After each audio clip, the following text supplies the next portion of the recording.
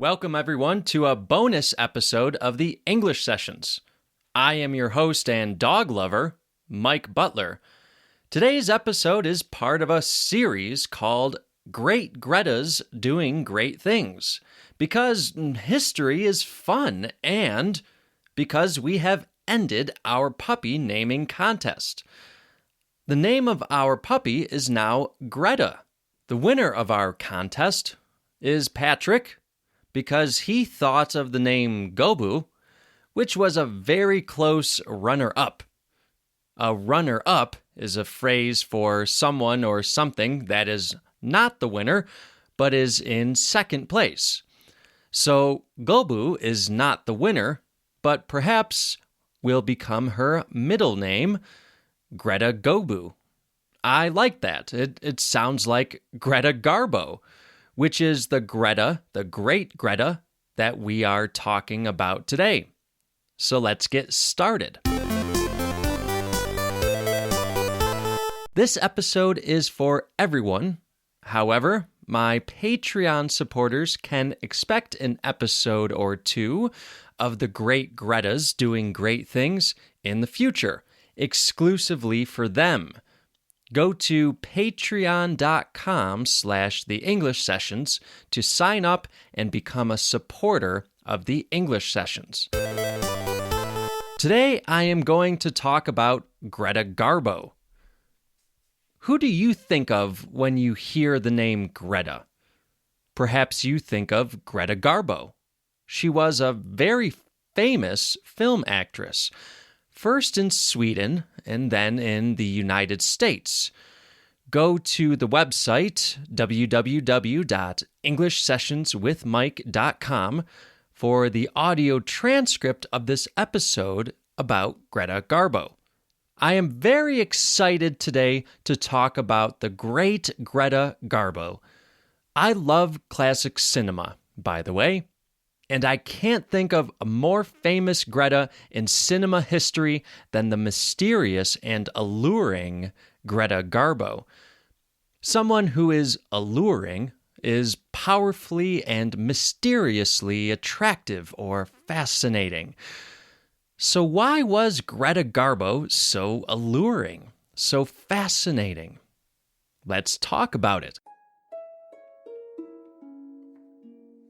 Greta Garbo was born on September 18th, 1905 in Stockholm, Sweden. Her real name was Greta Lovisa Gustafsson. I apologize to any Swedish students for my pronunciation. Please send me a voice message with the proper pronunciation. Greta was the youngest child in her family. She had one older brother, Sven, and one older sister, Elva. Greta's father had many different jobs during his life. He worked as a street cleaner, a grocer, a factory worker, and as a butcher's assistant. The family was poor and lived in a 3-bedroom flat in a working-class district that was sometimes called a slum. A slum is an area of a city that is very poor and often very crowded. Greta Garbo was shy as a child. She didn't like school and preferred to play by herself. She became interested in the theater at a young age. She wanted to be an actress one day. Greta finished school at the age of 13 and didn't go to high school. Many working-class girls at the time did not go to high school. In the year 1919, the deadly Spanish flu reached Stockholm, and her father became ill and lost his job. She loved her father very much and was very close to him. Unfortunately, he died in 1920 when Greta was only 14 years old. Greta had many jobs before she became an actress. She worked in a barber shop. she worked in a department store. She modeled for hats. It is no surprise that Greta Garbo was a model because she was very beautiful. Her time as a fashion model was lucrative. Lucrative means that she made a lot of money doing this. She appeared as a model in advertising. People started paying attention to this beautiful model. In 1922, she appeared in a short comedy film called Peter the Tramp. From 1922 to 1924, she studied at an acting school, the Royal Dramatic Theatre's acting school in Stockholm. By 1925, she was already becoming a star. Eventually, everyone knew the name Garbo. In 1925, she arrived to the United States of America, to New York City. The chief executive, Louis B. Mayer, of the famous Hollywood studio Metro-Goldwyn-Mayer, or MGM, became interested in Garbo after he saw her in the Swedish film The Saga of Gösta Berling. He brought her to Hollywood, where MGM, specifically the famous production boss Irving Thalberg, gave her a screen test. A screen test is when an actor performs for a small group of people to decide if she is good enough to be in the movie. Well, she was definitely good enough, and Irving Thalberg loved her. Irving Thalberg loved her, but still wanted her to lose weight and he wanted to fix her teeth. In other words, the typical Hollywood treatment. She also started to take English lessons. However, she continued to star in silent movies until 1929, which was pretty late into the decade for Hollywood to be making silent movies. Greta Garbo often played a character that she felt did not capture who she was. This was according to Norma Shearer, who was married to Irving Thalberg and was a famous actor herself. Norma Shearer is quoted as saying, Miss Garbo at first didn't like playing the exotic, the sophisticated, the woman of the world. She used to complain, Mr. Thalberg, I am just a young girl. Irving tossed it off with a laugh. With those elegant pictures, he was creating the Garbo image. Garbo made so many silent movies and was a huge star by the end of the silent film era. All of her movies were hits. She often starred in films with leading man John Gilbert, who was a pretty big star too at the time. They were lovers on and off the screen. In other words, she started a real-life relationship with Gilbert. By the 1928-1929 box office season, she was MGM's top star. She quickly became regarded as one of Hollywood's greatest actresses. It was about this time that she started to gain a reputation for being a loner. Many of the details of this reputation are exaggerated. However, on her movie sets, she prohibited visitors. In her words, she said, "If I am by myself, my face will do things I cannot do with it otherwise." Greta Garbo would finally make her sound debut in 1930 with the MGM film Anna Christie. It was a big hit, despite worries over how her accent might be received by American audiences. The film, Anna Christie, promoted simply with the catchphrase "Garbo Talks," was a big success. America must have loved finally hearing Garbo, and her lovely Swedish accent, because she was nominated for an Academy Award, also sometimes called an Oscar, for her performance in Anna Christie. The movie studio also filmed a German-language version of Anna Christie. In the years to come, she would star in films with other big stars like Clark Gable and Robert Montgomery. She was the most popular female star in the United States in 1930 and 1931. In 1932, she played a Russian ballerina in one of my favorite films, Grand Hotel, which had a huge all-star cast, including John Barrymore, a young Joan Crawford, and many more. Grand Hotel won the Academy Award that year for Best Picture. Garbo was a huge moneymaker for MGM, but in 1932, her contract with MGM ended. She went to Sweden for a while, but did decide to come back to MGM under a new contract that took almost a year to negotiate. She started to receive a better salary and had more control over which films she would act in. She also demanded that her off-screen lover, John Gilbert, whose career was not doing so great by that time, be the leading man in her 1933 film Queen Christina. The studio thought it was a bad idea, but the film was a big hit. It was a big success. It made more money for MGM than any other film that year.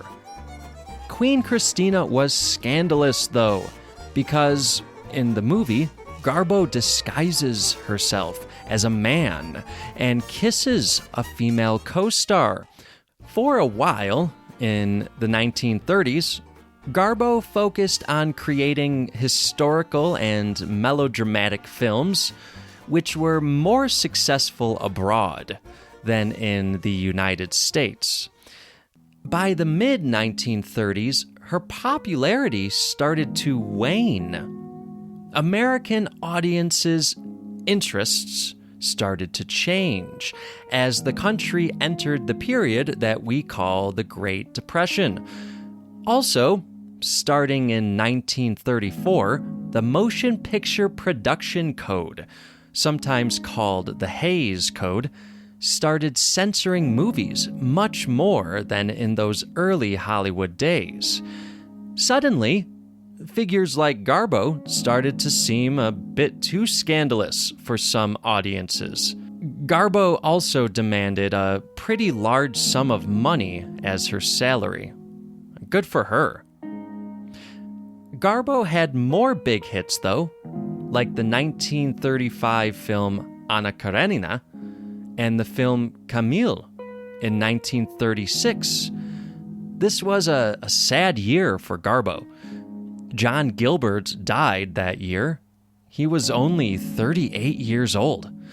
Then, during the production of Camille, Irving Thalberg died, suddenly, at the young age of 37.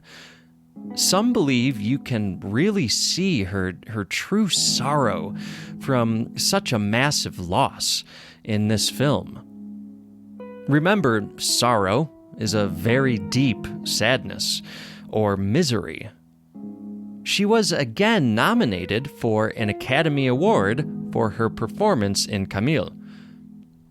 In 1938, after a huge failure with the movie Conquest, she was referred to as box office poison.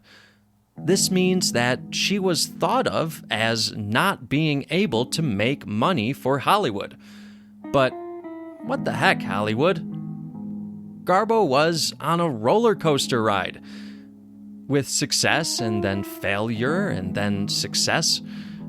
In 1939, she starred in what is my favorite Garbo movie, Ninochka. It was a hit in the United States.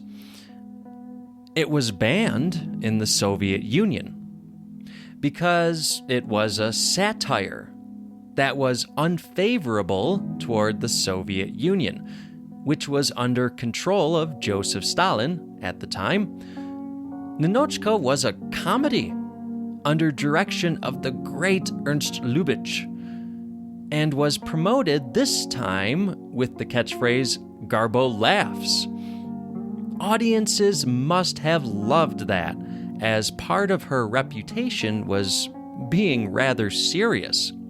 After a big failure with the movie Two-Faced Woman in 1941, her Hollywood career was ended.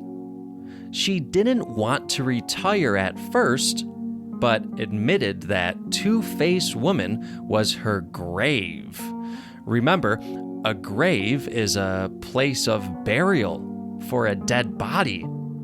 So those were pretty strong words. World War II definitely didn't help to keep her career going, since Europe was such an important market for her films. In 1948, a film was planned, but the money needed to make the film never came, and the project was abandoned.